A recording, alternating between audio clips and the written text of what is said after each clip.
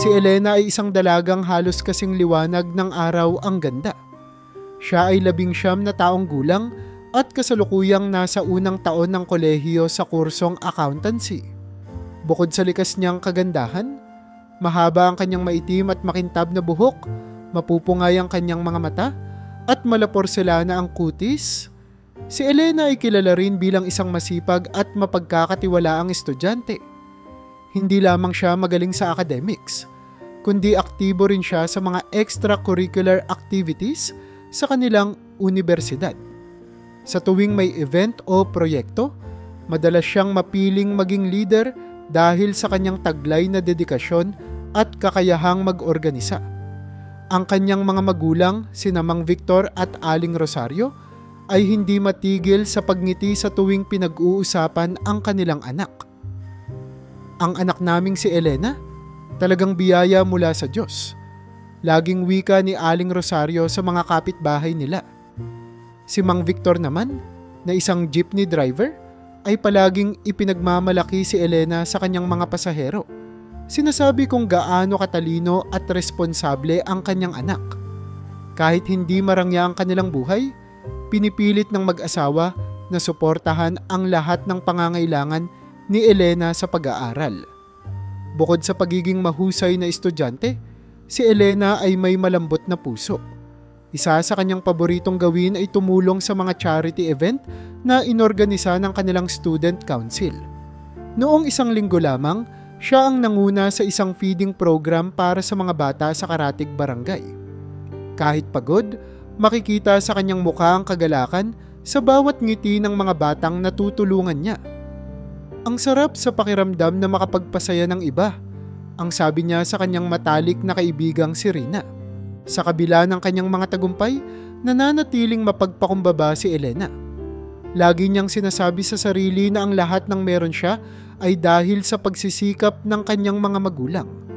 Kaya naman, nag-aaral siya ng mabuti upang masuklian ang kanilang mga sakripisyo. Sa tuwing nakakauwi siya mula sa eskwela, tumutulong pa rin siya sa gawaing bahay. Madalas siyang makita sa kanilang kusina, nagluluto ng hapunan habang masayang nagkukwento sa kanyang nanay tungkol sa mga nangyari sa araw niya. Sa kolehiyo, marami rin ang humahanga kay Elena, hindi lamang sa kanyang talino at kagandahan, kundi pati na rin sa kanyang ugali. Subalit sa kabila ng mga ito, nananatili siyang mapili sa pakikisalamuha. Pinipili niya ang mga kaibigang may mabuting impluwensya sa kanya. Hindi rin siya nagpapadala sa tukso ng ibang estudyante na nagpapakitang gilas upang mapansin niya. Habang patuloy ang araw-araw na pakikibaka ni Elena sa kolehiyo, palagi niyang iniisip ang kanyang mga pangarap. Gusto niyang maging certified public accountant balang araw at makapagtrabaho sa isang malaking kumpanya. Ang tanging pangarap niya ay mabigyan ang kanyang pamilya ng mas maayos na buhay, upang maibalik niya ang lahat ng pagmamahal at suporta na natanggap niya mula sa kanila. Ngunit sa likod ng kanyang tagumpay at ganda, may mga hamon ding darating na susubok sa katatagan ni Elena. Sa panibagong semestreng ito, unti-unti nang magbabago ang kanyang buhay. Ang lahat ng kanyang pinaghirapan ay mapapailalim sa mga pagsubok na hindi niya inaasahan. Sa isang ordinaryong araw, abala si Elena sa pagsasagawa ng research para sa kanyang thesis. Malapit na ang midterms at halos lahat ng oras niya ay ginugugol niya sa library. Kahit na maraming estudyante ang pumapasok at lumalabas, tila nawala sa isip niya ang ingay ng paligid. Buo ang kanyang atensyon sa mga librong nakasalansan sa harap niya, habang sinusulat ang mahahalagang tala sa kanyang notebook. Ngunit sa kanyang paghanap ng isa pang reference book, napansin niyang wala ito sa tamang shelf. Napakunot ang kanyang noo at nagpasya siyang magtanong sa librarian. Sa kanyang pagtayo, nabangga niya ang isang lalaking may hawak ng ilang libro. "Pasensya na," mabilis niyang sabi habang pinulot ang mga nalaglag na libro. "Okay lang," sagot ng lalaki nang ngumiti ng bahagya. "Mukhang pareho tayong naghahanap ng mga libro." Ngumiti rin si Elena, ngunit agad din siyang bumalik sa seryosong disposisyon. "Naghahanap kasi ako ng libro tungkol sa advanced accounting. Mukhang wala na sa shelf." Advanced accounting? Tanong ng lalaki na tila interesado. Sa tingin ko, may nakita akong ganun kanina. Sandali, tingnan natin. Nagulat si Elena sa alok ng lalaki. Hindi siya sanay na tinutulungan ng hindi kakilala, ngunit hindi na rin siya tumanggi. Sinundan niya ito sa kabilang bahagi ng library. Ang lalaki ay matangkad, may maayos na tindig, at mukhang palakaibigan. Pagdating nila sa shelf, kinuha nito ang libro at inabot sa kanya. Salamat, sabi ni Elena. Iniabot ang kamay upang kunin ang libro. Joseph, by the way, pakilala ng lalaki, iniabot ang kanyang kamay. Elena, sagot niya. Saglit na kinamayan ito. Isang simpleng ngitian lang ang naganap, ngunit parang may kakaibang init sa kanilang naging palitan ng tingin. Hindi nagtagal, napunta sila sa maikling usapan tungkol sa kanilang kurso. Engineering, sabi ni Joseph nang tanungin siya ni Elena. Kakapasa ko lang sa entrance exam nitong SEM, kaya transfer ako. Kaya pala hindi kita madalas makita dito, sagot ni Elena. Medyo nagtataka. Akala ko kasi kabisado ko na ang karamihan ng estudyante sa department namin. Well, mukhang madalas ka nga rito, sagot ni Joseph na may bahagyang biro. Baka dito tayo palaging magkita. Bahagyang natawa si Elena at yumuko. Hindi niya maipaliwanag ang kakaibang koneksyon na tila mabilis nilang nabuo. Nagpasya na siyang bumalik sa kanyang mesa matapos ang maikling pag-uusap. Ngunit hindi na niya napigilang linggunin si Joseph na nagpatuloy rin sa pagbabasa. Habang isinusulat niya ang kanyang mga tala, napansin niyang hindi na siya kasing focus gaya kanina. Pabalik-balik sa isip niya ang ngiti ni Joseph at ang tila malambot na boses nito na nagbigay sa kanya ng kakaibang pakiramdam. Sa simpleng pagkikitang iyon, hindi batid ni Elena na unti-unti nang magbabago ang takbo ng kanyang buhay. Pagkaraan ng kanilang unang pagkikita sa library, nagsimulang mas madalas na magkasalubong sina Elena at Joseph. Sa una, nagkakataon lamang, sa kantin, sa hallway, o sa library muli.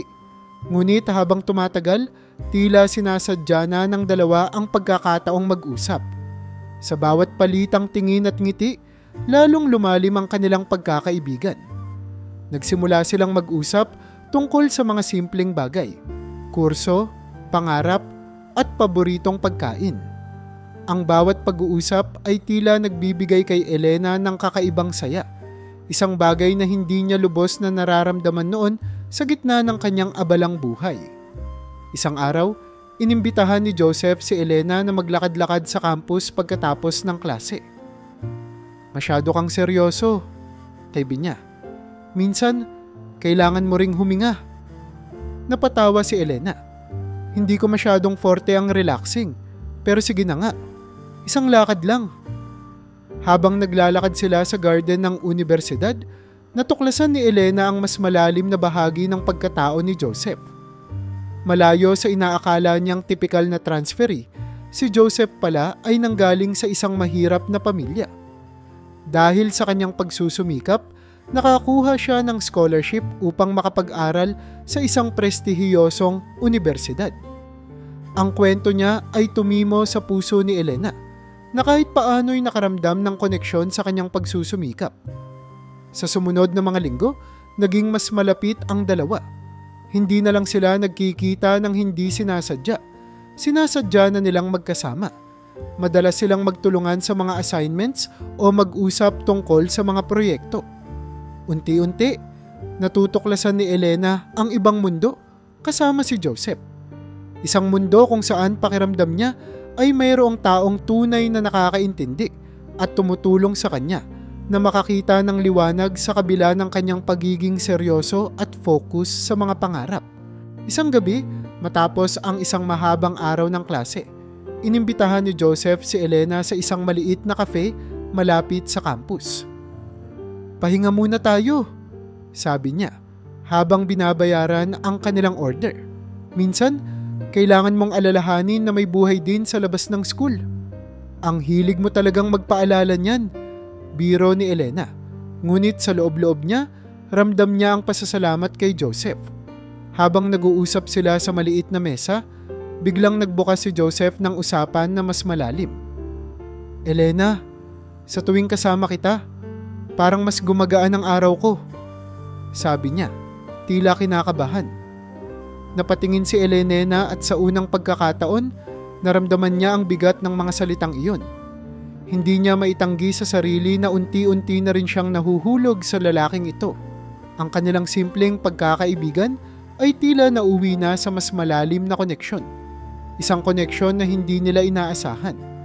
Sa mga sumunod na araw, naging opisyal ang kanilang relasyon, ngunit nanatili itong lihim sa karamihan. Hindi handa si Elena na ipaalam ito sa lahat, lalo na sa kanyang pamilya. Alam niyang may responsibilidad siyang dapat unahin, ang kanyang pag-aaral at ang mga pangarap ng kanyang mga magulang para sa kanya. Ngunit sa bawat oras na magkasama sila ni Joseph, nararamdaman niyang tama lang na sundin din niya ang pintig ng kanyang puso. Habang tumatagal ang kanilang relasyon, lalong nagiging malapit si Elena kay Joseph. Pinuno nito ang mga puwang sa kanyang buhay na hindi niya namalayang naroroon. Sa kabila ng kanyang abalang schedule, si Joseph ang naging kanlungan niya sa mga panahong pakiramdam niya ay hindi niya nakaya. Ngunit kasabay ng kasiyahang ito, unti-unti na ring sumisilip ang mga komplikasyon na magdadala ng bagyo sa kanilang masayang mundo. Sa patuloy na paglawig ng relasyon ni Elena at Joseph, naging mas madalas ang kanilang mga pagsasama. Kahit na abala si Elena sa kanyang thesis at iba pang gawain, palagi niyang nagagawang maglaan ng oras para kay Joseph. Sa kabila ng pagiging maingat nila sa relasyon, unti-unting nagiging mas malalim ang kanilang koneksyon at dumating ang sandaling hindi na nila napigilan ang bugso ng damdamin. Isang gabi, matapos ang matagumpay na pagtatapos ng isang proyekto na kanilang magkasamang tinrabaho sa unibersidad, inimbitahan ni Joseph si Elena sa isang simpleng salo-salo kasama ang ilan nilang kaklase. Sa una, nag-aalangan si Elena dahil alam niyang hindi siya sanay sa ganitong mga okasyon. Ngunit napapayag siya ni Joseph. Sandali lang, promise. Magsasaya lang tayo saglit. Pangungumbinsi nito habang nakangiti. Sa maliit na apartment ni Joseph, naganap ang simpleng salo-salo. Naroon ang ilan sa kanilang mga kaklase, may kaunting pagkain at masiglang musika. Sa simula, tila nahihiya si Elena. Ngunit habang tumatagal, nagiging komportable siya dahil sa mainit na pagtanggap ng grupo. Habang papalalim ang gabi, unti-unting nagpaalam ang mga bisita hanggang sa silang dalawa na lang ang naiwan sa apartment. Salamat sa pagpunta, sabi ni Joseph habang inaayos ang mga nakakalat na pagkain. Hindi ko akalaing sasama ka, ngumiti si Elena. Hindi naman masamang sumubok ng bago minsan, di ba? Nagkaroon sila ng mahabang pag-uusap tungkol sa kanilang mga pangarap, takot, at ang mga bagay na nagbibigay sa kanila ng saya. Habang tumatakbo ang oras, mas lalong naging malapit ang kanilang damdamin. Hindi nila napigilang yakapin ang isa't isa, at sa gabing iyon, natangay sila ng kanilang nararamdaman. Sa init ng sandali, nalimutan nila ang lahat ng alalahanin, ang kanilang mga responsibilidad, ang mga pangarap, at ang mga tao sa paligid nila. Pagkatapos ng gabing iyon, nagbago ang lahat para kay Elena. Habang bumalik siya sa kanyang pang-araw-araw na gawain, naramdaman niya ang isang kakaibang damdamin, halong saya, takot at kaba. Alam niyang ang nangyari ay isang desisyong ginawa nila kapwa sa init ng sandali, ngunit hindi niya maalis ang tanong sa kanyang isipan. Ano ang mangyayari pagkatapos nito? Sa mga susunod na araw, nanatiling malapit sina Elena at Joseph. Subalit unti-unting napansin ni Elena ang bigat ng kanyang damdamin. Nagkaroon siya ng kaba at pag-aalala na hindi niya maipaliwanag. Sa kanyang isipan, pilit niyang inuunawa ang mga posibleng epekto ng kanilang naging desisyon. Hindi niya alam na ang gabing iyon ang magiging simula ng sunod-sunod na pagsubok na babago sa kanilang buhay. Makaraan ang ilang linggo, nagsimulang mapansin ni Elena ang mga pagbabago sa kanyang katawan. Madalas siyang makaramdam ng pagkahilo, mabilis mapagod, at tila nawawalan ng gana sa mga bagay na dati masigla niyang ginagawa. Pinilit niyang huwag pansinin ang mga sintomas. Iniisip na baka epekto lamang ito ng puyat at pagod mula sa kanyang mga gawain sa eskwela. Ngunit nang dumating ang ikalawang linggo at hindi pa rin bumabalik ang kanyang buwanang dalaw, nagsimulang sumiksik sa kanyang isipan ang isang takot na pilit niyang nilalabanan. Isang gabi, matapos ang mahabang araw sa eskwela, nagpasya si Elena na bumili ng pregnancy test mula sa isang botika. Pinilit niyang manatiling kalmado habang binabayaran ito, ngunit ramdam niya ang nanginginig niyang mga kamay. Sa kanyang pag-uwi, tahimik niyang isinagawa ang test sa banyo ng kanilang bahay. Halos hindi siya makahinga habang hinihintay ang resulta. Nang lumitaw ang 2 guhit, tila huminto ang kanyang mundo.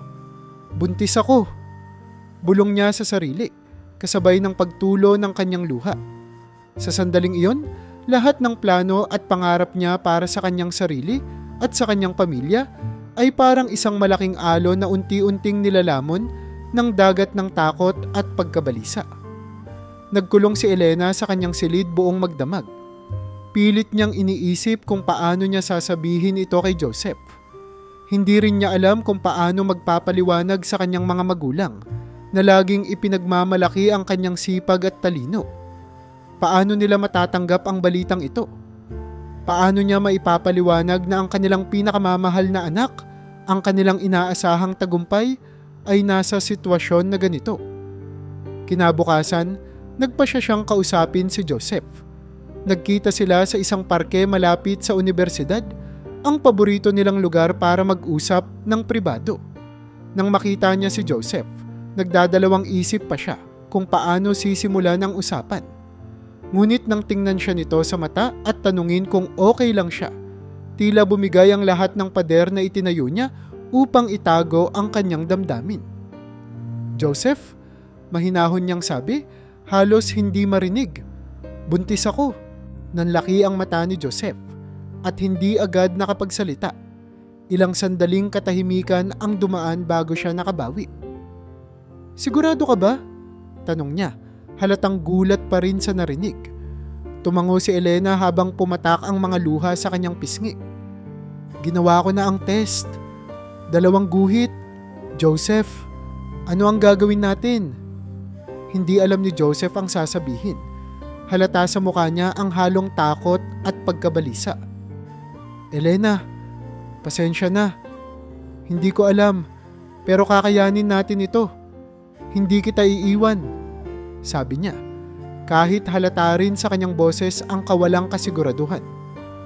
Ngunit kahit narinig ni Elena ang pangako ni Joseph, hindi nito naibsan ang bigat ng kanyang nararamdaman. Alam niyang ang problemang ito ay hindi lamang tungkol sa kanila. Ito ay haharapin niya sa harap ng kanyang pamilya, ng kanyang mga kaibigan, at ng kanyang pangarap na tila nawawala sa kanyang abot tanaw. Sa pag-uwi ni Elena, pilit niyang itinatago ang lahat sa kanyang mga magulang. Ngunit habang lumilipas ang araw, unti-unti siyang kinakain ng takot at guilt. Alam niyang hindi niya maitatago ito magpakailanman. At alam niyang kapag nalaman ng kanyang pamilya ang kanilang mundo at ang sa kanya, ay tuluyang magbabago. Lumipas ang ilang araw at napansin ni Aling Rosario ang pagbabago sa kilos ni Elena. Hindi na ito kasing sigla ng dati. Tila laging malalim ang iniisip at madalas na nagkukulong sa kwarto pagkatapos ng klase. Bilang isang mapagmalasakit na ina, nagpasya siyang kausapin ang anak. "Anak, may problema ba? Napapansin ko kasing parang malayo ang loob mo nitong mga araw na nakalipas." Tanong ni Aling Rosario habang naghahain ng hapunan. Napakurap si Elena, halatang nagulat sa biglaang tanong. Wala po ma. Pagod lang siguro sa school." Mabilis niyang sagot, pilit itinatago ang kanyang kaba. Ngunit hindi nagpaawat si Aling Rosario. "Anak, kilala kita. Hindi mo ako maluloko. Kung may pinagdadaanan ka, sabihin mo sa amin ng papa mo. Nandito kami para tumulong." Sa gabing iyon, hindi nakatulog si Elena. Alam niyang darating ang oras na hindi na niya maitatago ang katotohanan. Pabigat ng pabigat sa kanyang dibdib ang lihim, at sa bawat araw na lumilipas, tila lalo siyang nawawala sa sarili. Sa wakas, nagpasya siyang magsabi na ng totoo, gaano man kasakit at kahirap ito. Isang gabi, habang tahimik na nag-uusap ang kanyang mga magulang sa sala, lumapit si Elena. Nanginginig ang kanyang mga kamay at ang puso niya ay tila malakas na tumitibok sa kanyang dibdib. "Mapa, kailangan ko pong may sabihin." Simula niya, halos pabulong. Nagkatinginan si Mang Victor at Aling Rosario. "Ano yon, anak?" tanong ng kanyang ama, halatang nag-aalala. Huminga ng malalim si Elena bago nagsalita. "Buntis po ako." Parang bombang sumabog ang mga salitang iyon sa kanilang sala. Napaluhod si Aling Rosario, hindi makapagsalita, habang si Mang Victor naman ay natulala. Tila hindi makapaniwala sa narinig. Ilang minuto ang lumipas bago nagsalita ang kanyang ina. Ang tinig ay nanginginig sa galit at lungkot. "Elena, bakit? Paano nangyari ito? Akala ko ba ang lahat ng ginagawa mo ay para sa mga pangarap mo?" Hindi makatingin ng diretso si Elena sa kanyang mga magulang. "Pasensya na po. Hindi ko rin po alam kung paano ko haharapin ito. Pero mahal ko po kayo at ayokong itago pa sa inyo. Ang lahat ng pinaghirapan namin, Elena." Sigaw ni Mang Victor, na ngayon ay halata nang nadurog ang puso. "Ginawa namin ang lahat para maibigay ang pangarap mo. Bakit mo hahayaan na masira ang lahat ng iyon?" Walang nagawa si Elena kundi ang umiyak. Sa sandaling iyon, naramdaman niya ang bigat ng kanilang mga sakripisyo na parang bumagsak sa kanyang balikat. Alam niyang hindi niya maibabalik ang tiwala nila, ngunit nais niyang subukang ayusin ang lahat. "Sorry po, Mapa. Handa po akong panagutan ang lahat ng nangyari. Pero sana, huwag ninyo akong talikuran." Habang lumilipas ang mga araw, nag-iba ang takbo ng buhay ni Elena. Nagdesisyon siyang mag-leave sa universidad upang unahin ang kanyang kalagayan. Habang si Joseph ay minsan lamang nagpapakita, tila nagiging malayo ito sa sitwasyon. Dumaan ang mga buwan na mag-isa niyang hinarap ang hirap ng pagbubuntis, kasama ang pangungutya ng ilang kakilala at ang lamig ng kanyang relasyon sa mga magulang. Ngunit sa kabila ng lahat, hindi sumuko si Elena. Sa kabila ng mga masasakit na salita, mga luha at takot sa hinaharap, nagpasya siyang tumayo at harapin ang kanyang mga pagkakamali. Alam niyang mahirap ang daan na tatahakin niya, ngunit naniniwala siyang may pag-asa pa rin para sa kanya at sa batang dinadala niya. Sa dulo ng bawat sakit, naghihintay pa rin ang pangarap niyang buuin muli ang tiwala ng kanyang pamilya at muling makabangon mula sa pagkadapa. Pagkatapos malaman ng mga magulang ni Elena ang kanyang kalagayan, nagdesisyon silang kausapin ang pamilya ni Joseph. Sa simula, mainit ang naging usapan. Pareho nilang sinisisi ang isa't isa sa sitwasyon ng kanilang mga anak. Ngunit habang tumatagal ang diskusyon, napagtanto nilang kailangang magtulungan para sa hinaharap ng batang dinadala ni Elena. Sa kanilang pag-uusap, nagkasundo ang dalawang panig na ang pinakamainam na solusyon ay paghiwalayin sina Elena at Joseph. Naniniwala ang mga magulang ni Elena na mas mabuting mag-focus ang kanilang anak sa pagbubuntis at sa kanyang pag-aaral sa hinaharap, samantalang ang mga magulang ni Joseph ay nais itong makapagpatuloy sa kanyang pag-aaral upang makabuo ng mas magandang kinabukasan. Bilang kapalit, nangako ang pamilya ni Joseph na susuportahan ang pangangailangan ni Elena at ng kanilang magiging anak sa pamamagitan ng buwanang sustento. Isang hapon, kinausap si Elena ng kanyang mga magulang. "Anak," sabi ni Mang Victor na tila may mabigat na dalahin, "napag-usapan na namin ang pamilya ni Joseph. Ang napagkasunduan namin ay paghiwalayin kayo. Mas makakabuti ito para sa inyo pareho." Napalunok si Elena. Pilit pinapakalma ang sarili. "Pero mahal namin ang isa't isa. Hindi ba't dapat kaming magkasama para harapin ito?" Napailing si Aling Rosario. "Elena, hindi kayo handa. Bata pa kayo at marami pa kayong kailangang matutunan. Hindi lang pagmamahal ang sagot sa sitwasyong ito. Kailangan ng maayos na plano para sa magiging anak mo. Hindi na nakasagot si Elena. Alam niyang walang magagawa ang kanyang mga argumento laban sa desisyon ng kanilang mga magulang. Ngunit sa kaloob-looban niya, ramdam niya ang kirot ng pagkawala ni Joseph sa kanyang buhay. Nang ipinaalam naman ng pamilya ni Joseph ang desisyon kay Joseph, hindi ito matanggap ng binata. Paano ninyo magagawang paghiwalayin kami? Anak ko rin ang dinadala niya. Giit niya sa kanyang mga magulang. Joseph, sabi ng kanyang ama, wala ka pang kapasidad na bumuo ng pamilya. Hindi natin pwedeng sirain ang hinaharap mo ngayon. Gagawin namin ang lahat para suportahan ang bata. Pero kailangan mong tanggapin na mas makakabuti ito sa ngayon. Sa kabila ng kanyang mga pagtutol, wala ring nagawa si Joseph. Alam niyang limitado ang kanyang magagawa kung ang pamilya niya mismo ang nagdesisyon laban sa kanya. Sa mga sumunod na linggo, unti-unting natutunan ni Elena at Joseph na mamuhay ng hiwalay, kahit na tila napakalalim ng sugat na iniwan ng kanilang paghihiwalay. Hindi na sila nagkikita. At anumang komunikasyon ay naging mahigpit na pinagbawalan ng kanilang mga magulang. Sa kabila ng kalungkutan, pilit na tinanggap ni Elena ang sitwasyon. Alam niyang kailangan niyang maging matatag para sa kanyang magiging anak. Sa bawat araw na lumipas, isiniksik niya sa isip na ang pinakamahalaga ngayon ay ang maghanda para sa kanyang responsibilidad bilang magiging ina. Samantala, si Joseph naman ay patuloy na nagtitiis sa sakit ng pagkawala ni Elena. Pilit niyang ibinubuhos ang kanyang atensyon sa pag-aaral, ngunit hindi niya maalis sa isipan ang anak na hindi pa niya nakikita. Ang tanging nag-uugnay sa kanila ay ang buwan ng sustento, isang paalala ng kanilang pagmamahalan na hindi natuloy. Ang kanilang paghiwalay ay tila wakas ng isang kabanata sa kanilang buhay.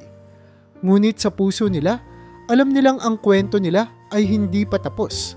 At ang hinaharap ay maaaring magdala ng panibagong simula. Isang pagkakataon upang harapin muli ang landas na minsan nilang tinahak ng magkasama. Isang taon matapos manganak ni Elena kay Mira, sinubukan niyang bumangon mula sa lahat ng hirap na dinanas. Sa kabila ng kanilang masalimuot na sitwasyon, naging inspirasyon ni Elena ang ngiti ng kanyang anak upang patuloy na magpursige. Ngunit isang araw, dumating ang trahedyang babago sa kanilang buhay. Maaga noong umagang iyon, nagpaalam ang mga magulang ni Elena na pupunta sa bayan upang magbenta ng kanilang mga ani. Madalas na nilang ginagawa ito, kaya't walang pangamba si Elena habang inaalagaan si Mira sa kanilang maliit na bahay. Ngunit bago magtanghali, isang kapitbahay ang nagmadaling pumunta sa kanila. Dala ang balitang ikinagulat ni Elena. Elena, may nangyari. Sabi ng kapitbahay, habol ang hininga. Ang sasakyan ng mga magulang mo na aksidente sa highway. Para bang tumigil ang mundo ni Elena. Agad siyang nagbihis at nagtungo sa ospital, dala si Mira na nooy mahimbing na natutulog sa kanyang bisig. Sa ospital, hinarap siya ng isang doktor na may seryosong ekspresyon. Pasensya na, Ginang. Hindi na namin nailigtas ang iyong mga magulang. Halos bumagsak si Elena sa sahig. Ang kanyang mundo, na noon ay napupuno ng pag-asa, ay biglang nilamon ng kadiliman. Habang buhat-buhat ang anak na si Mira, tila hindi niya alam kung paano haharapin ang mga susunod na araw. Ang kanyang mga magulang ang naging sandigan niya. At ngayon, mag-isa na siyang kailangang kumayod para sa kanyang anak. Sa mga sumunod na linggo, unti-unting tinanggap ni Elena ang realidad. Kinailangan niyang ibenta ang ilang ari-arian upang makapagbigay ng disenteng libing sa kanyang mga magulang. Pagkatapos nito, iniwan niya ang kanilang bahay sa probinsya at nagpunta sa lungsod upang maghanap ng trabaho. Ang tanging kayamanan niya ay ang kanyang lakas ng loob at ang pangarap na maibigay ang magandang kinabukasan para kay Mira. Nagsimula siyang magtrabaho bilang kasambahay sa iba't ibang bahay. Mabigat ang trabaho, ngunit hindi siya sumuko. Araw-araw, iniisip niya ang ngiti ni Mira bilang kanyang inspirasyon. Tuwing gabi, kahit pagod, tinuturuan niya si Mira ng mga simpleng aralin upang masiguro niyang matalino at mabuti ang pagpapalaki niya rito. Sa kabila ng lahat ng hirap, naging malapit ang mag-ina na parang sila lamang ang mayroon sa isa't isa sa mundong tila puno ng hamon. Habang lumalaki si Mira, naging mas kapansin-pansin ang kanyang taglay na kagandahan. Mahaba at makintab ang kanyang buhok at ang kanyang mga mata ay tila nagdadala ng kwento ng kabataan at pag-asa. Sa kabila ng hirap ng buhay, pinalaki siya ni Elena ng maayos at may tamang asal. Lumaki si Mira na responsable at masipag, laging tumutulong sa kanyang ina kahit sa mga maliliit na paraan. Pagsapit ng ika-16 na kaarawan ni Mira, hindi nagkaroon ng engrandeng selebrasyon. Sa halip, nagdiwang silang mag-ina ng tahimik sa isang maliit na karinderya kung saan tinratong espesyal ni Elena ang kanyang anak sa pamamagitan ng simpleng pansit at isang hiwa ng cake. "Pasensya na anak, hindi ko kayang ibigay ang mas maganda pa rito," sabi ni Elena, bahagyang nakangiti, ngunit may bakas ng lungkot. "Ma, hindi ko naman kailangan ng engrandeng handaan," sagot ni Mira. "Ang importante, magkasama tayo." Napangiti si Elena sa sagot ng anak. Sa kabila ng lahat ng pagsubok na pinagdaanan nila, palaging nagpapakita si Mira ng malasakit at pagmamahal na tila nagpapagaan sa lahat ng hirap. Mula noon, mas lalong naging mapag-alaga si Mira sa kanyang ina. Tuwing natatapos ang klase niya, dumidiretso siya sa lugar kung saan nagtatrabaho si Elena bilang kasambahay. Pinapanood niya ang kanyang ina habang naglilinis, naglalaba, at nag-aalaga ng ibang pamilya. Minsan nagkukusang tumulong si Mira, bagamat palaging pinipigilan siya ni Elena. "Huwag anak," sabi ni Elena isang hapon. "Gusto kong mag-focus ka sa pag-aaral mo. Huwag mo nang alalahanin ang mga bagay na ito." "Pero ma," sagot ni Mira, "gusto kong tumulong. Hindi ko kayang panoorin kang nahihirapan nang wala akong ginagawa." Bahagyang napaluha si Elena sa sagot ng anak. Napagtanto niyang hindi lamang siya ang nagsasakripisyo. Kahit si Mira, sa murang edad, ay handang tumulong upang maitaguyod ang kanilang buhay. Isang araw, habang naghahanap ng bagong pagkakakitaan, nakarinig si Elena ng balitang isang malaking mansyon ang naghahanap ng kasambahay. Ang mansyon ay kilala sa lugar bilang pag-aari ng isang mayamang pamilya at ang sahod na inaalok ay higit na mas mataas kaysa sa dati niyang trabaho. Agad siyang nagdesisyon na subukan ang pagkakataong ito. "Anak," sabi niya kay Mira isang gabi, "may narinig akong naghahanap ng kasambahay sa malaking mansyon. Mukhang ito na ang sagot sa mga dasal natin. Baka dito ako magawang makapag-ipon para sa pangarap mong makapag-aral sa kolehiyo." "Talaga ma?" tanong ni Mira, halatang excited ngunit may halong kaba. "Pero siguradong kakayanin mo ba yan? Mukhang malaki ang mansyon na iyon. Baka mas mahirap ang trabaho." Napangiti si Elena. "Kakayanin ko anak. Para sa'yo. Kakayanin ko ang lahat." Kinabukasan, maaga silang pumunta sa mansyon upang mag-apply. Habang naglalakad sila papunta roon, hindi maiwasan ni Mira na magtaka kung sino ang may-ari ng napakalaking bahay. Ngunit hindi nila inaasahan ang balitang naghihintay sa kanila. Isang bagay na magbabago sa takbo ng kanilang buhay. Pagdating ni na Elena at Mira sa mansyon, tila hindi sila makapaniwala sa kanilang nakikita. Napakalaki ng bahay. Malalawak ang mga hardin, may malalaking bintanang yari sa salamin, at ang buong paligid ay tila kumikinang sa karangyaan. Habang papalapit sila sa pintuan, dama ni Elena ang kaba sa kanyang dibdib. Si Mira naman, bagamat nagtataka, ay tahimik na pinagmamasdan ang paligid. "Ma, ang ganda ng lugar na to," sabi ni Mira habang humahanga sa tanawin. "Sino kaya ang may-ari nito?" "Ang mahalaga ngayon ay makapasok tayo," sagot ni Elena, pilit nilalabanan ng kaba. Pagbukas ng pintuan, sinalubong sila ng isang butler na naka-uniforme. "Magandang umaga," pinito. Kayo po ba ang aplikante para sa kasambahay? Tumango si Elena.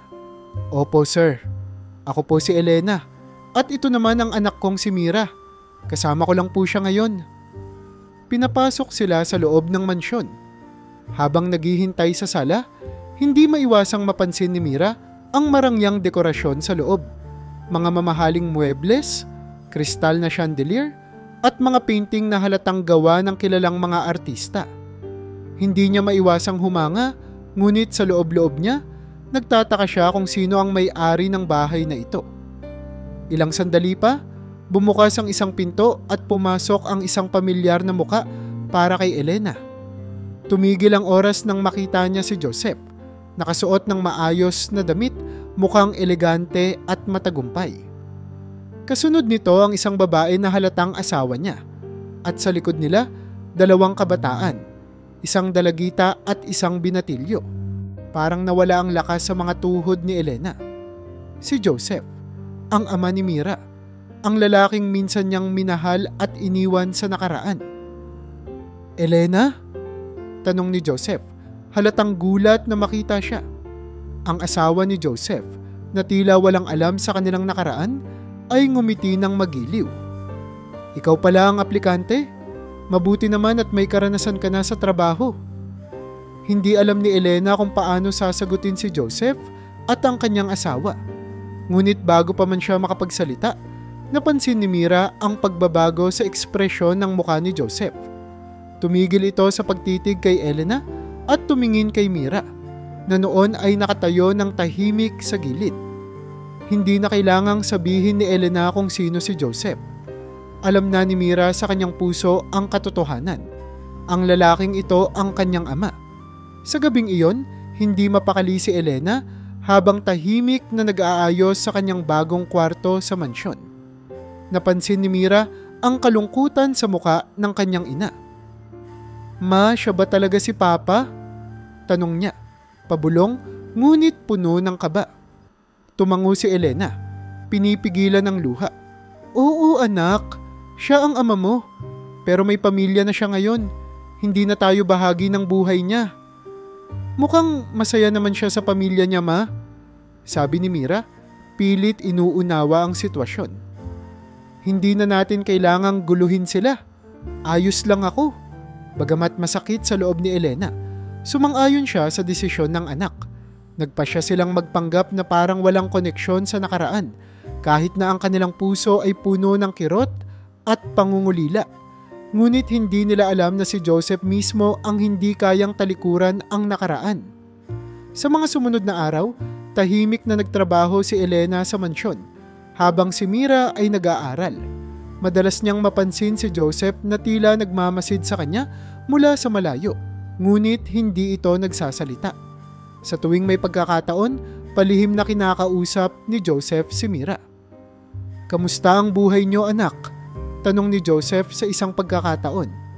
Bagamat pinalipas ni Mira ang salitang anak, ramdam niya ang sinseridad ng lalaki.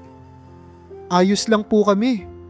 Maikli niyang sagot, pilit na hindi pinapansin ang kilig at kirot na dulot ng kanilang usapan. Habang lumalalim ang mga lihim nilang pag-uusap, unti-unti namang nabubuo ang tensyon sa loob ng mansyon. Ang tahimik na inggit ni Jopay, ang si 9 anyos na anak ni Joseph, ay nagsisimulang maging galit. Napansin niyang tila espesyal ang turing ng kanyang ama kay Mira. At ang kagandahan ni Mira ay lalong nagpapataas ng kanyang insekuridad. Sa gitna ng lahat ng ito, ang mundo ni na Elena at Mira ay lalong nagiging masalimuot. Ang desisyong takpan ng nakaraan ay hindi magtatagal. At ang mga lihim na kanilang pilit inilihim ay unti-unting lilitaw, nagbabanta na sirain ang kanilang katahimikan. Habang tahimik na nagtatrabaho si Elena sa mansyon, nag-umpisang maging mas komplikado ang buhay nila. Hindi maiwasan ni Joseph na magbigay ng pansin kay Mira, kahit na pilit niyang itinatago ito sa kanyang asawa at mga anak. Sa tuwing nagkakaroon siya ng pagkakataon, palihim niyang kinakausap si Mira, nagtatangkang makabuo ng koneksyon sa anak na hindi niya nakasama sa paglipas ng mga taon. Isang hapon, habang nagpapahinga si Mira sa isang sulok ng hardin, Matapos tumulong sa ina, lumapit si Joseph. Nag-aalangan man, tahimik siyang umupo sa tabi ng anak. "Mira!" Simula ni Joseph, halos bulong ang kanyang boses. "Alam kong hindi ko na ibigay ang dapat kong maibigay bilang ama, pero gusto kong malaman mo na hindi kita nakalimutan. Hindi naging madali para sa akin ang desisyon noon." Tahimik lang si Mira, ngunit sa kaloob-looban niya, may halo ng galit, pangungulila at pagkaawa para sa lalaking ito na ngayon ay nakaupo sa kanyang harapan. "Pero masaya ka na, di ba?" Tanong niya ng walang emosyon. "May pamilya ka na at mukhang maayos ang lahat sa buhay mo." Saglit na natigilan si Joseph sa tanong na iyon. Tumango siya, ngunit sa kanyang mga mata, naroon ang bakas ng lungkot. "Oo, pero hindi ibig sabihin na nawala ka sa puso ko, Mira." Sa gitna ng kanilang pag-uusap, mula sa malayo, palihim silang pinagmamasdan ni Jopay. Kanina pa niya napapansin ang kakaibang atensyon na ibinibigay ng kanyang ama kay Mira. At sa pagkakataong ito, nag-ugat na ang kanyang inggit sa mas malalim na galit. Sa mga sumunod na araw, naging mas madalas ang palihim na pag-uusap ni na Joseph at Mira. Pinipilit ni Joseph na mas makilala ang anak, ang mga hilig nito, ang mga pangarap at ang mga hirap na pinagdaanan nila ni Elena. Sa kabila ng pagtatangka nilang itago ang ugnayan, hindi ito nakalampas sa mapanuring mata ni Jopay. Isang gabi, habang inaayos ni Mira ang mga bulaklak sa hardin, lumapit si Jopay sa kanya. "Ang galing mo namang magkunwari," sabi nito, puno ng panunuya. "Napansin kong paborito ka ng papa ko. Ano bang ginagawa mo para makuha ang atensyon niya?" Nagulat si Mira, ngunit pinilit niyang manatiling kalmado. "Hindi ko alam ang sinasabi mo. Wala akong ginagawa." Napangisi si Jopay. "Wala daw. Alam mo, Mira, hindi lahat ng tao dito magugustuhan ka. Tandaan mo yan." Pagkatapos ng insidenteng iyon, unti-unting naramdaman ni Mira ang malamig na pakikitungo ni Jopay. Sa tuwing magkasalubong sila, laging may mapanuyang komento o masamang tingin ang dalagita. Ramdam din ni Elena ang tensyon sa mansyon, ngunit pinili niyang huwag nang makialam, takot na baka mas lumala pa ang sitwasyon. Habang lumilipas ang mga araw, lalo lang lumalim ang galit ni Jopay kay Mira. Samantala, si Mira ay pilit na inuunawa ang sitwasyon at sinusubukang iwasan ang gulo. Ngunit sa bawat hakbang na ginagawa niya upang mapanatili ang katahimikan, tila lalo namang nagiging mas magulo ang kanilang buhay sa mansyon.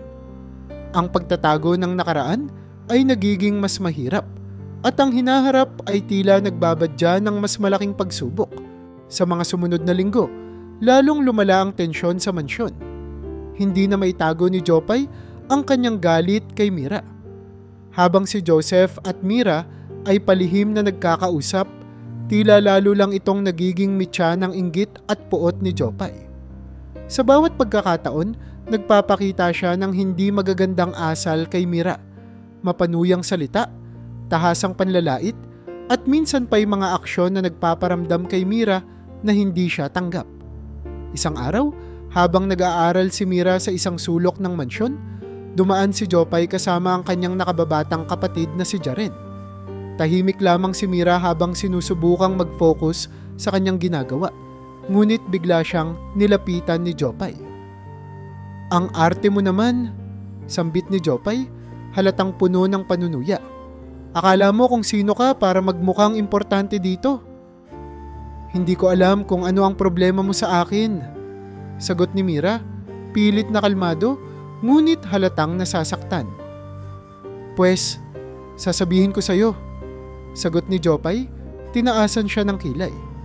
"Inis na inis ako sa'yo dahil sa kabila ng pagiging hamak na anak ng katulong, parang ang dami mong nakukuhang atensyon. Hindi mo ba napapansin? Para kang gustong gawing prinsesa dito." Nag-init ang mukha ni Mira, ngunit pinili niyang manahimik. Alam niyang hindi niya kayang makipagtalo sa isang tao tulad ni Jopay. Ngunit bago pa man siya makasagot, biglang lumapit si Jaren. "Ate, tama na," sabi nito, pilit na pinipigilan ng kapatid. Huwag mo na siyang pagalitan. Tumahimik ka, Jaren. Bulyaw ni Jopay. Hindi mo naiintindihan. Ang babaeng yan ang dahilan kung bakit nagbabago ang ugali ni Papa. Kung alam mo lang, hindi na ituloy ni Jopay ang sasabihin dahil biglang dumating si Joseph. Narinig niya ang sigawan at ang ekspresyon sa kanyang mukha ay halatang galit at dismaya. Ano itong naririnig ko? Tanong ni Joseph. Mababa, ngunit puno ng awtoridad. Hindi makatingin ng diretso si Jopay. Pa, hindi naman sa ganun. Nagsasabi lang ako ng totoo. Jopay, sagot ni Joseph. Ngayon ay mas malalim na ang boses. Wala kang karapatang magsalita ng ganyan kay Mira. Hindi siya ang may problema dito. Nanlaki ang mata ni Jopay. Hindi makapaniwala sa narinig. So siya pa talaga ang pinagtatanggol mo? Sambit niya, puno ng hinanakit. Tumalikod siya at tumakbo papasok ng bahay. Iniwang nagulat si Joseph at Mira sa kanyang reaksyon. Sa gabing iyon, nag-usap si Mira at Elena. Napansin ni Elena ang lungkot at kaba sa mukha ng kanyang anak. Anak, may nangyari ba? Bakit parang ang bigat ng pakiramdam mo? Ma? Simula ni Mira, halatang naiiyak. Nahihirapan na po ako dito.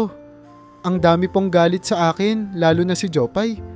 Sinasabi niya na parang sinisisi niya ako sa kung anuman ang problema nila ni Tito Joseph. Hinaplos ni Elena ang buhok ng kanyang anak at pinilit siyang pasiglahin. Anak, hindi mo kasalanan ang nararamdaman ng iba. Alam ko na mahirap ang sitwasyon natin, pero kailangan nating magpakatatag. Para sa atin ito at para sa kinabukasan mo.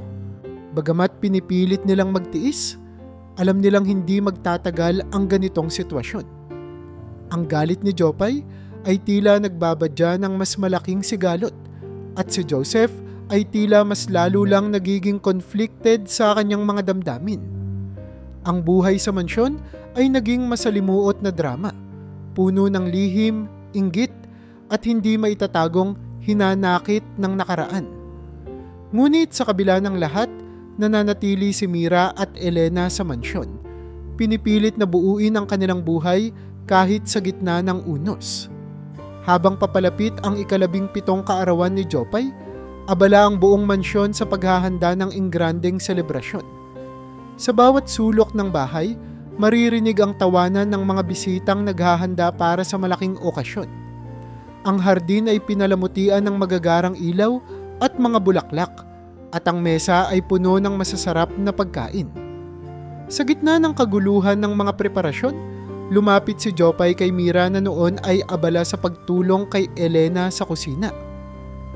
Mira, sabi ni Jopay. Nakangiti, ngunit halata ang panunuya sa kanyang boses. May espesyal akong regalo para sa'yo. Gusto kong dumalo ka sa party ko mamaya.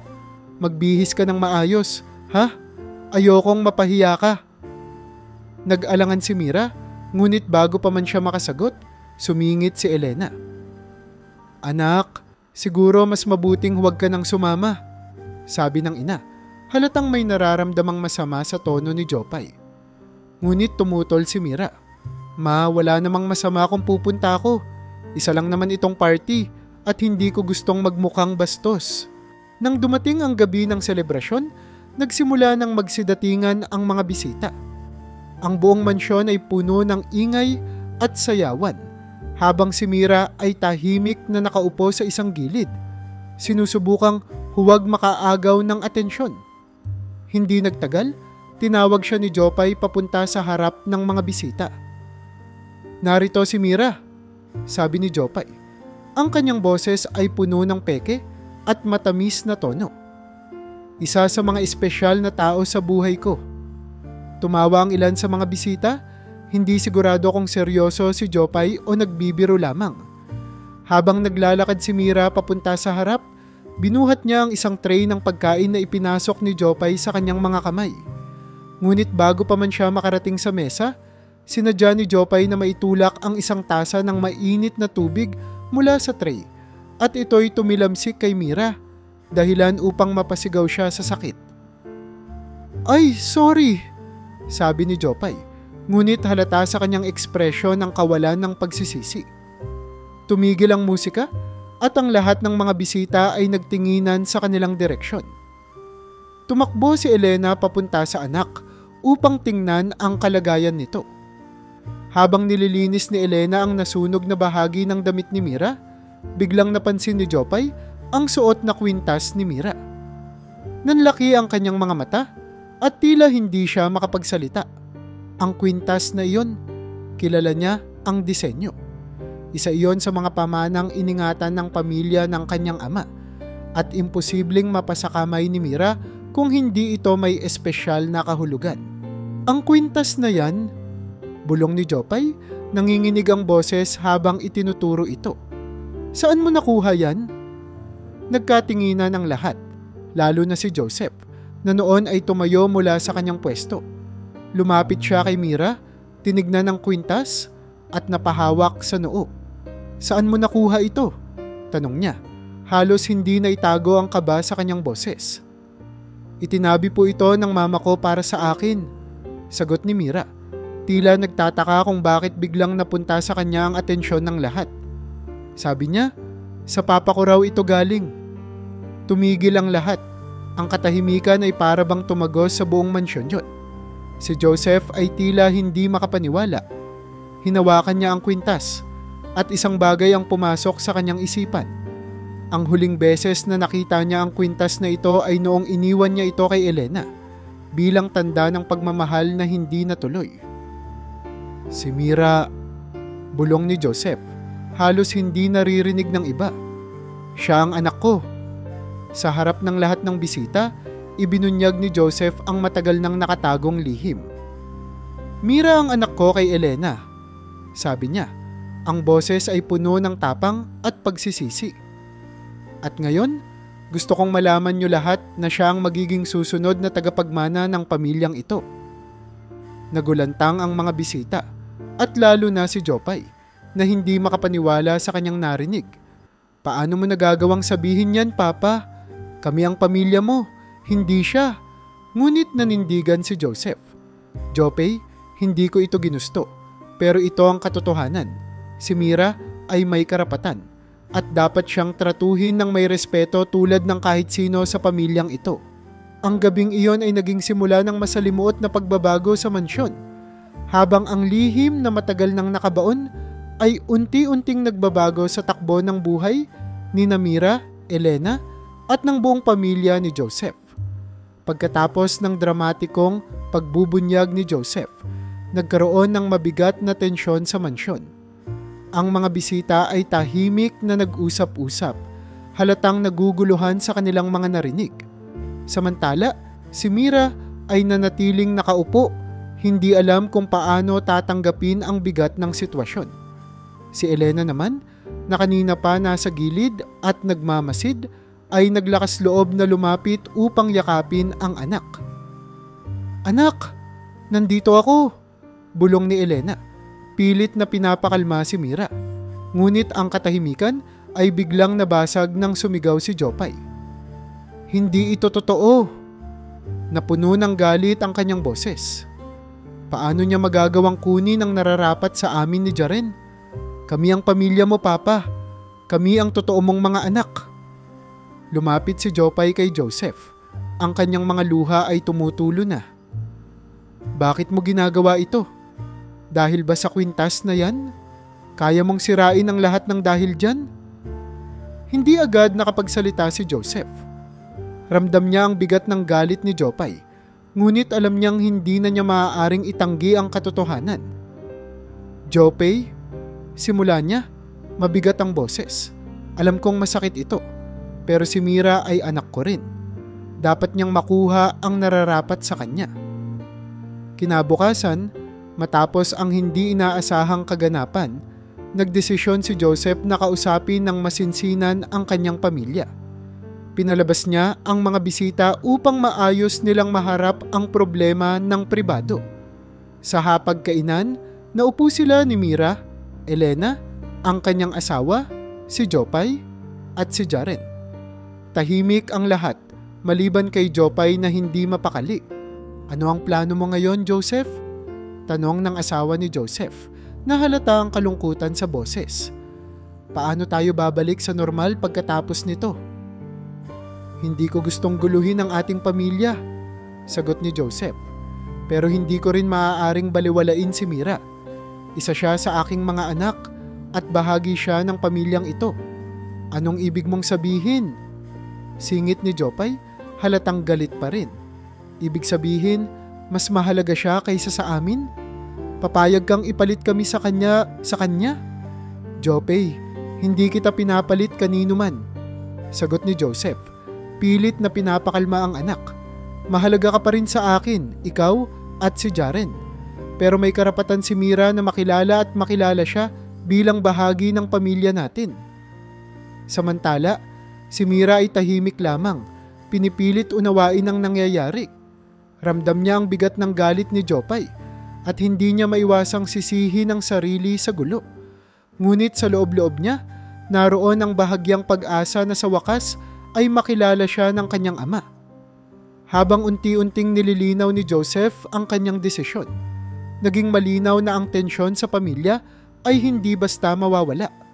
Si Jopay ay nanatiling punong-puno ng hinanakit at si Elena naman ay patuloy na nag-aalala para sa kalagayan ng kanyang anak. Ang mga kaganapang ito ay nagtakda ng bagong kabanata sa buhay ni Mira, Elena at ng pamilya ni Joseph. Ang kanilang mga relasyon ay patuloy na susubukin at ang mga sugat na dulot ng nakaraan ay maaaring magdala ng mas malalim pang pagsubok. Sa mga sumunod na araw, pilit na ginagampanan ni Mira at Elena ang kanilang trabaho bilang mga kasambahay sa mansyon. Kahit nakilala na si Mira bilang anak ni Joseph, hindi nila tinangkang gamitin ito upang makakuha ng espesyal na pabor. Sa halip, pinili nilang manatiling mababa ang loob at ituloy ang kanilang tahimik na pamumuhay sa gitna ng mansyon. Ngunit hindi ito naging madali para kay Mira. Sa tuwing nasa paligid siya, madalas siyang pinapansin ng mga bisita at empleyado ng mansyon. Ang ibang miyembro ng pamilya ay tila naiilang din sa kanyang presensya. Pinilit niyang huwag magpaapekto, ngunit alam niyang mahirap ang sitwasyon. Samantala, si Jopay ay lalong naging malamig at masungit kay Mira. Sa tuwing nagkikita sila sa mga pasilyo, hindi maiiwasang magbato si Jopay ng panunuya. Dapat mong malaman, sabi ni Jopay, minsang nakita niya si Mira sa hardin, na kahit anong gawin mo, hindi ka kailanman magiging bahagi ng pamilyang ito. Kami ang tunay na tagapagmana, hindi ikaw. Tahimik lamang si Mira, ngunit sa loob-loob niya, nasasaktan siya sa bawat salitang binibitawan ni Jopay. Sinabi niya ito kay Elena, ngunit pinayuhan siya ng ina na manatiling kalmado. Anak, huwag kang patatalo sa galit nila. Patunayan mo na karapat-dapat ka hindi dahil sa pangalan, kundi dahil sa kung sino ka. Habang si Jopay ay patuloy na nagkikimkim ng galit, si Jaren naman ay tila ibang-iba ang reaksyon. Sa kabila ng tensyon, unti-unti niyang nakita ang kabutihan ni Mira. Isang araw, habang si Mira ay naglalaba sa gilid ng mansyon, lumapit si Jaren upang tumulong.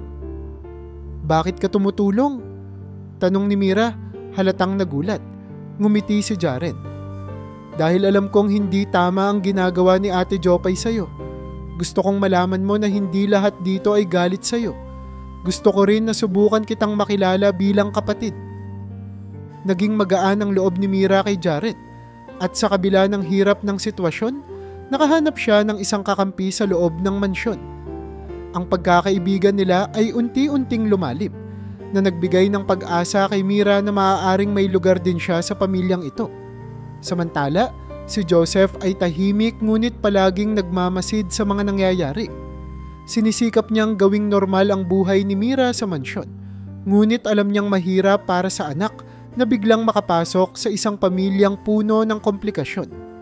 Sa kabila ng kanyang pagsisikap, ramdam niya ang bigat ng responsibilidad at ang mga sugat na iniwan ng kanyang mga desisyon sa nakaraan. Isang gabi, kinausap niya si Elena ng palihim. Elena, alam kong mahirap ang lahat ng ito para sa inyo. Ngunit gusto kong malaman mo na ginagawa ko ang lahat upang maging mas maayos ang buhay ni Mira. Joseph, Sagot ni Elena, mabigat ang boses. Hindi ko hinihingi na gawing madali ang buhay namin. Gusto ko lang na respetuhin si Mira bilang anak mo. Siya na ang bahalang magdesisyon kung saan siya lalagay. Sa gitna ng lahat ng tensyon at pagsubok, nagdesisyon si Mira na ipakita ang kanyang lakas ng loob. Alam niyang hindi niya mababago ang isip ni Jopay o ng iba pang nag-aalinlangan sa kanya. Ngunit nanindigan siyang ipakita kung sino siya. Sa pamamagitan ng kanyang kasipagan, kabaitan, at pagkakaroon ng respeto sa iba, unti-unti niyang nakuha ang loob ng ibang empleyado ng mansyon at maging ng ilang miyembro ng pamilya. Ngunit alam niyang hindi pa ito ang katapusan. Ang mga darating na araw ay magdadala ng mas mabibigat na pagsubok at kailangan niyang patuloy na maging matatag sa kabila ng lahat ng hamon. Paglipas ng mga buwan, naging mas mabigat ang buhay ni Mira sa mansyon. Ang galit ni Jopay ay lalong tumindi at kahit si Elena ay hindi na naiwasan ang pangungutya ng ibang miyembro ng pamilya at empleyado ng mansyon. Gayunpaman, nanatili silang mag-ina na matatag sa kabila ng lahat. Si Mira ay nagpatuloy sa kanyang pag-aaral habang ginagawa ang kanyang tungkulin sa mansyon. Si Elena naman ay patuloy na nagtatrabaho, hindi iniinda ang hirap, alang-alang sa kinabukasan ng anak. Si Jaren lamang ang nagbigay ng suporta kay Mira. Ang kanilang pagkakaibigan ay nagpatibay ng loob ni Mira na ipagpatuloy ang laban. Samantala, si Joseph ay tahimik ngunit malinaw ang kanyang layunin. Nais niyang gawing opisyal ang pagkilala kay Mira bilang bahagi ng kanyang pamilya at bilang tagapagmana ng kanyang ari-arian. Ngunit alam niyang hindi magiging madali ang lahat. Isang araw, muling nagkaroon ng tensyon sa mansyon nang subukang saktan ni Jopay si Mira sa harap ng kanilang mga magulang. Tumigil si Joseph sa pananahimik at mahigpit na pinagsabihan si Jopay. Jopay, anak kita, pero hindi ko kayang sikmurain ang ginagawa mong ito. Hindi kailanman magiging tama ang pagmamalupit mo sa kapwa, lalo na sa kapatid mo. Hindi makapaniwala si Jopay sa narinig at sa galit ay iniwan niya ang mansyon. Sumumpang hindi na muling babalik. Matapos ang insidenteng iyon, si Joseph ay naging mas maingat sa pagpapakita ng kanyang suporta kay Mira. Ang kanyang asawa, bagamat nasasaktan, ay natutunan na ring tanggapin ang sitwasyon. Sa tulong ng oras at pagsisikap ni Mira na patunayan ang sarili, unti-unti siyang natanggap ng iba pang miyembro ng pamilya. Habang patuloy na lumalalim ang koneksyon ni Mira at Joseph bilang mag-ama, si Elena ay pilit na inilalayo ang sarili kay Joseph. Alam niyang hindi niya maaaring guluhin ang buhay ng pamilya nito, lalo na't nasa proseso pa sila ng pagtanggap kay Mira. Ngunit hindi nagtagal, kinausap siya ni Joseph. Elena, alam kong mahirap ang lahat ng ito para sa'yo, pero hindi ko na kayang magkunwari. May puwang ka pa rin dito sa puso ko. Alam kong nasaktan kita noon, pero kung kaya mong patawarin ako, gusto kong bumawi. Hindi alam ni Elena kung ano ang sasabihin. Sa kabila ng lahat ng sakit na idinulot ng kanilang nakaraan, hindi niya maitago ang pagmamahal na nanatili sa kanyang puso. Joseph, sabi niya, hindi ko alam kung paano magpapatuloy kung babalik tayo sa nakaraan. Pero kung ang gagawin natin ay para sa ikabubuti ng anak natin, handa akong makipagtulungan. Nanatili silang magkaibigan, inilalagay si Mira bilang kanilang pangunahing layunin. Si Mira, sa kabila ng lahat ng hirap, ay naging inspirasyon para sa kanila pareho. Hindi naging madali ang proseso, ngunit sa bawat hamon ay natutunan nilang magtulungan bilang isang pamilya. Sa huli, si Mira ay nakapagtapos ng pag-aaral ng may karangalan. Sa tulong ng kanyang determinasyon at suporta mula kina Elena at Joseph, naging matagumpay siya sa sariling karera. Naging mas maayos din ang relasyon niya kay Jaren. Ngunit si Jopay ay nanatili sa labas ng kanilang buhay, puno pa rin ng hinanakit. Si Elena, matapos ang maraming taon ng sakripisyo, ay nagpa siya ng bumalik sa tahimik na pamumuhay. Si Joseph naman, bagamat patuloy na sinuportahan si Mira, ay hindi na muling naghangad ng romantikong relasyon kay Elena. Nanatili silang magkaibigan at magkasangga para sa kanilang anak. Sa kabila ng lahat ng sugat ng nakaraan, si Mira at Elena ay nagpatuloy sa buhay ng puno ng pag-asa at pagmamahal. Ang kanilang kwento ay naging patunay na kahit gaano kahirap ang buhay, ang tapang at determinasyon ay laging magdadala sa atin sa tamang landas.